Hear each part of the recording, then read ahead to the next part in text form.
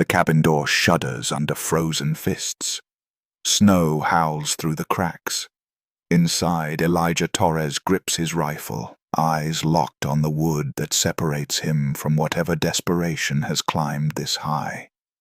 3 years he's lived alone on this mountain. 3 years without a single visitor.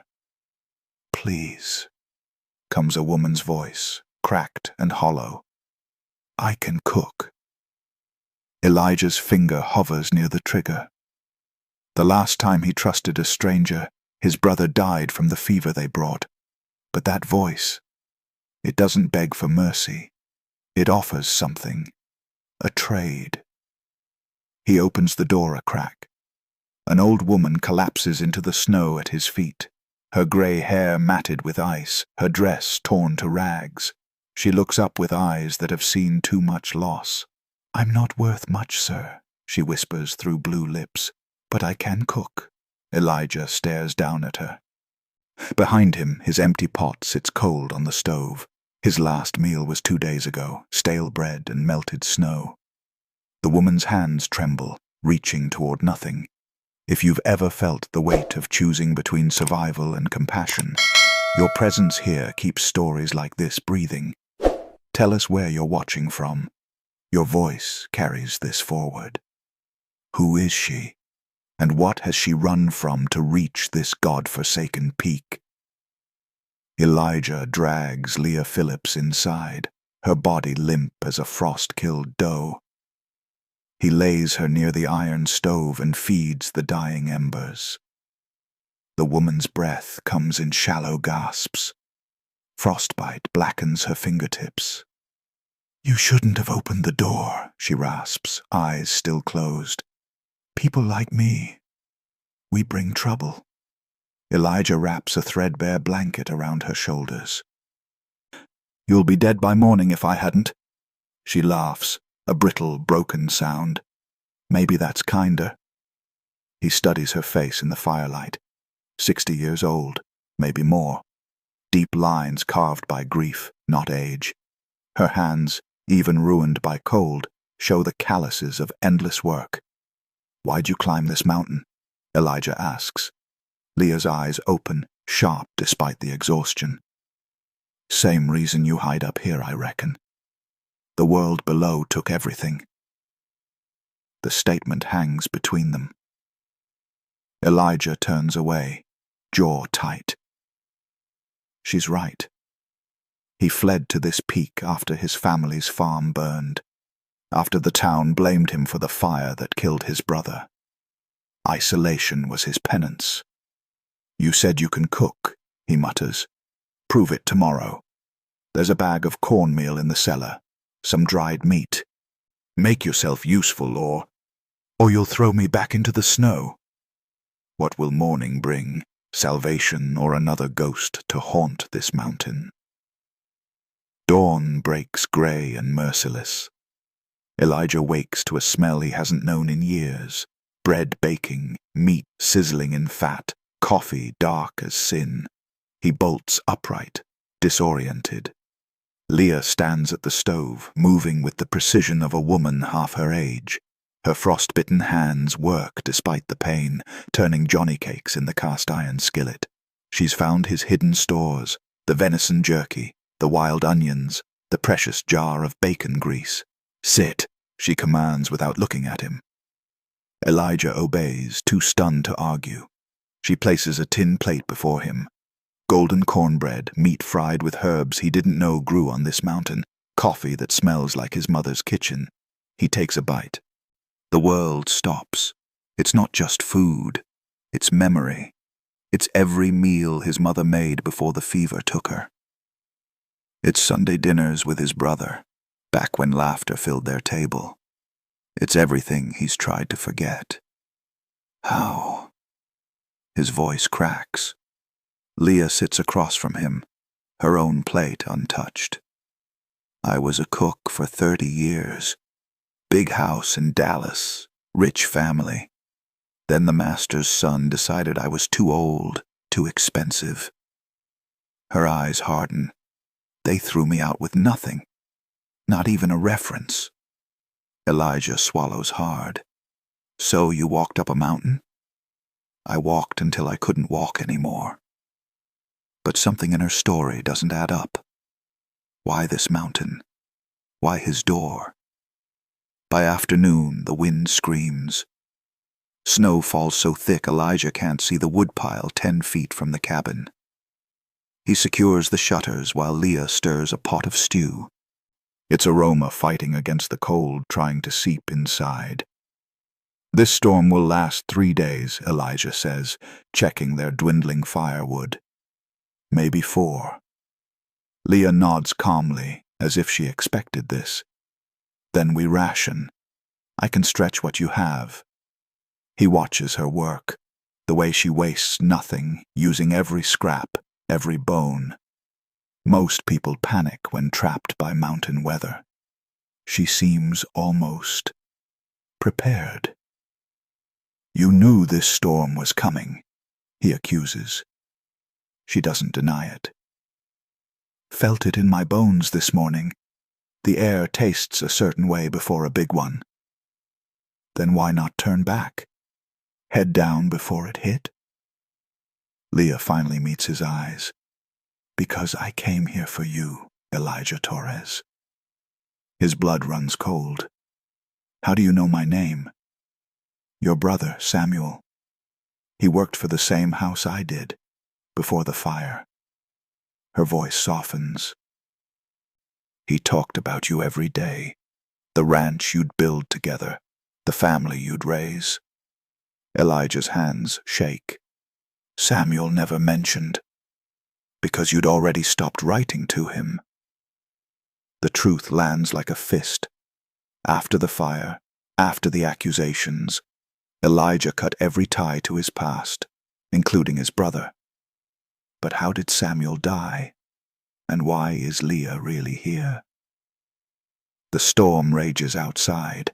Inside, silence heavier than the snow presses down.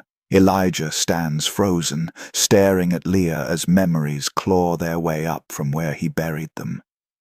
Samuel died 2 winters ago, Leah says quietly.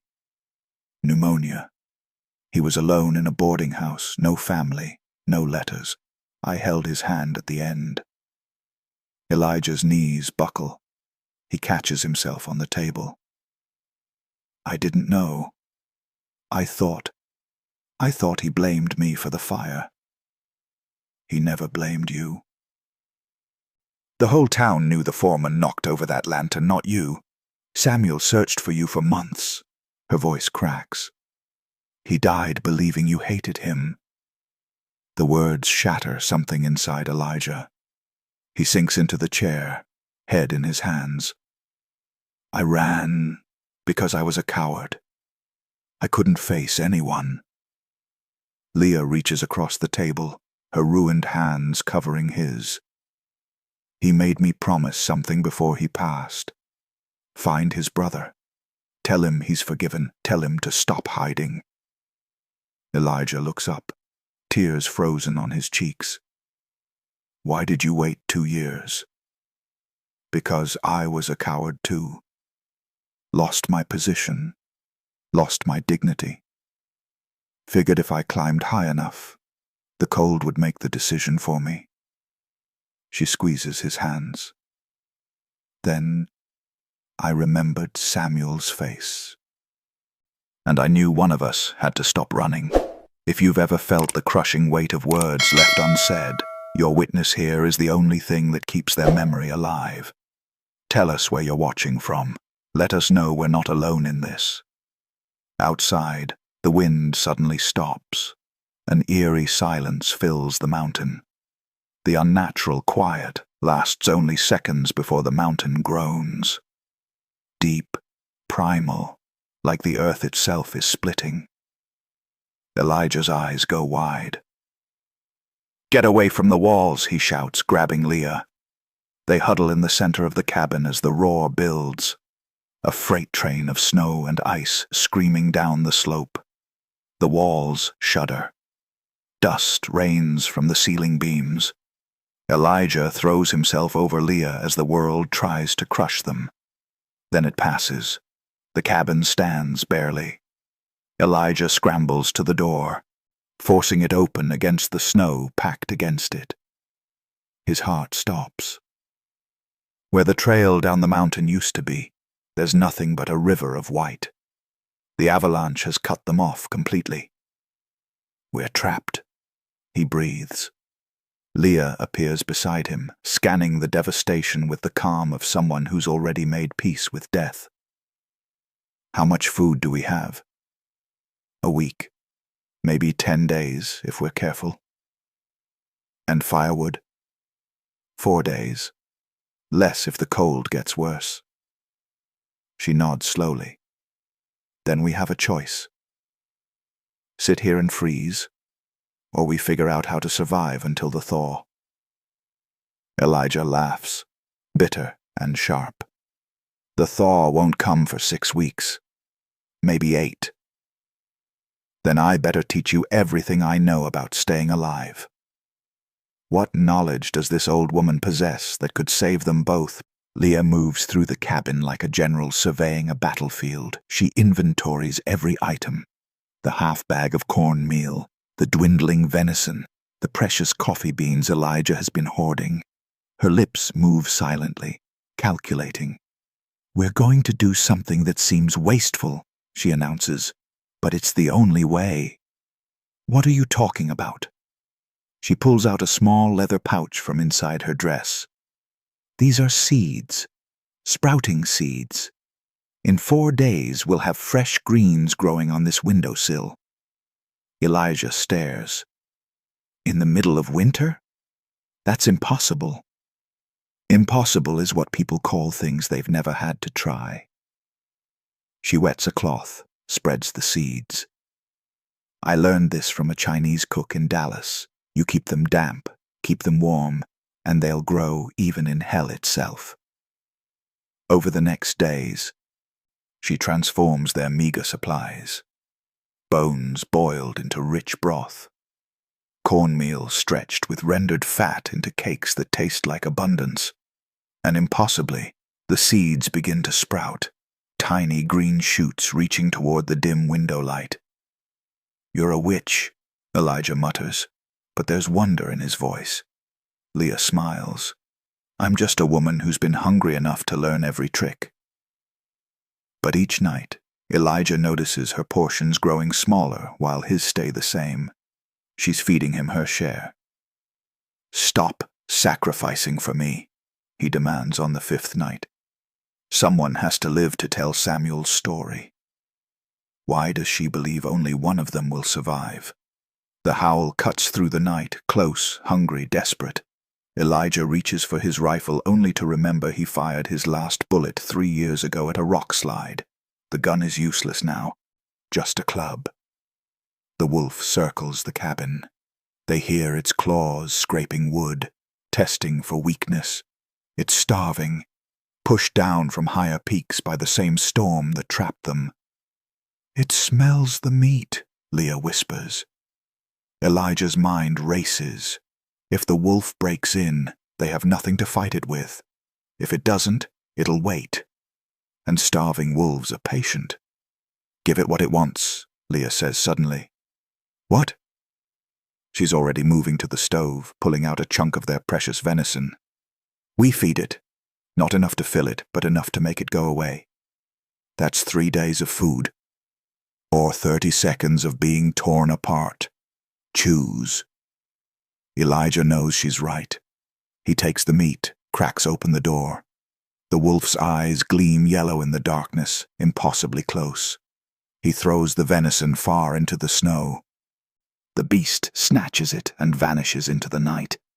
They stand in silence, hearts pounding. Their supplies just got impossibly tighter. "We have 4 days of food left," Elijah calculates. "The thaw won't come for 5 weeks." Leah looks out at the frozen wasteland. "Then we hope for a miracle." But in the mountains, miracles have teeth and claws. On the 20th day, Leah collapses. Elijah catches her before she hits the floor, her body light as kindling. The sprouts have kept them alive, barely, but she's been giving him too much for too long. "You stubborn fool," he growls, carrying her to the bed. She tries to smile. Takes one to know one. He brews the last of the coffee, holds the cup to her lips. She drinks, but her hands can't stop shaking. "I need to tell you something," she whispers, "about Samuel. About why I really came." Elijah leans close. "He didn't just want me to find you. He had something for you. A deed." Her trembling fingers dig into her dress pocket, pull out a folded paper, yellowed and worn. His savings. He bought land, 20 acres in the valley below. Signed it over to you before he died. Elijah unfolds the document, his vision blurring. 20 acres, good land, a future his brother bought with lonely years of labor. "He never gave up on you building that ranch," Leah breathes. "He just wanted you to do it without him." The paper shakes in Elijah's hands. All this time, running from shame that was never real, from blame that was never his.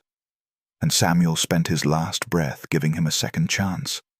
"You're going to live," Elijah says fiercely. "You're going to come down that mountain with me. We'll build something on that land. Together." Leah's eyes close. That's a beautiful dream. Outside, a sound like thunder. But it's not a storm. It's breaking ice. The mountain is waking. Ice cracks like rifle shots. Snow slides from branches. Elijah throws open the door to see what he thought impossible. The sun, bright and warm, melting the frozen tomb that's held them for 3 weeks. "Leah!" He rushes back, shaking her awake. "The thaw came early. We're going to make it." She opens her eyes, and for the first time in days, they're clear. "Samuel sent it. I know he did." Elijah lifts her gently, wraps her in every blanket they have. The trail is still treacherous, but passable. He'll carry her if he has to. They'll make it to the valley, to the 20 acres waiting below. As they step into the sunlight, Leah grips his arm. "You know what I'm going to do first when we get down there?" "What?" "Cook you a real meal, a feast, everything your brother loved." Elijah's throat tightens. "And you'll teach me? Everything you know?" "Everything. We'll open a kitchen on that land. Feed every lost soul who needs it." She looks up at him, strength returning to her voice. "That's how we honor him. By making sure nobody goes hungry. Nobody gets left behind." They begin their descent. 2 survivors who climbed into their own graves and clawed their way back out. The mountain releases them, but it's changed them both. Elijah is no longer running. Leah is no longer invisible. Behind them, the cabin stands empty, a witness to the impossible. If this story reminded you that second chances are real, that forgiveness can reach across death itself, then staying with us means everything. Your voice, tell us where you're watching from, keeps these stories alive. Subscribe so we can keep sharing tales of survival, redemption, and the stuff